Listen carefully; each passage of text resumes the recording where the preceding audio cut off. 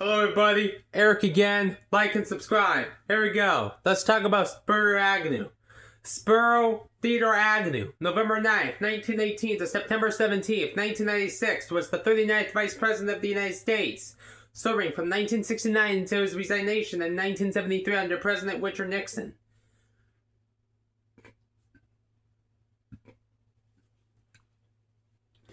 A member of the Republican Party, he served as the 3rd Executive of Baltimore County from 1962 to 1966 and the 55th Governor of Maryland from 1967 to 1969. He is the second of 2 vice presidents to resign, the first being John C. Calhoun in 1832. Agnew was born in Baltimore to a Greek immigrant father and an American mother. He attended Johns Hopkins University and graduated from the University of Baltimore School of Law. He was a campaign aide for U.S. Representative James Jefferson in the 1950s and was appointed to the Baltimore County Board of Zoning Appeals in 1957.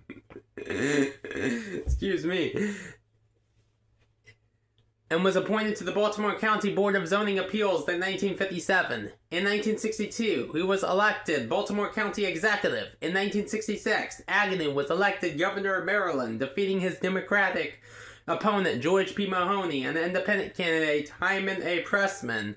At the 1968 Republican National Convention, Nixon asked Agnew to place his name in nomination and named him as a running mate. Agnew's interest and reputation interested Nixon. The law and order stance he had taken in the wake of civil unrest that year appealed to aides such as Pat Buchanan. Agnew made a number of gaffes during the campaign, but his rhetoric pleased many Republicans, and he may have made the difference in several key states. Nixon and Agnew defeated the Democratic ticket of incumbent Vice President Hobart Humphrey and his running mate, Senator Edmund Muskie, and American Independent Party candidates George Wallace and Curtis LeMay. As Vice President, Agnew was often called upon to attack the administration's enemies. In the years of his vice presidency, Agnew moved to the right, appealing to conservatives who were suspicious of moderate stances taken by Nixon.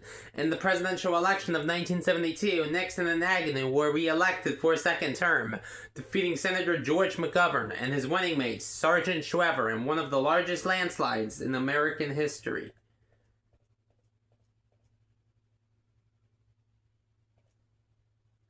In 1973, Agnew was investigated by the United States Attorney for the District of Maryland on suspicions of criminal conspiracy, bribery, extortion, and tax fraud.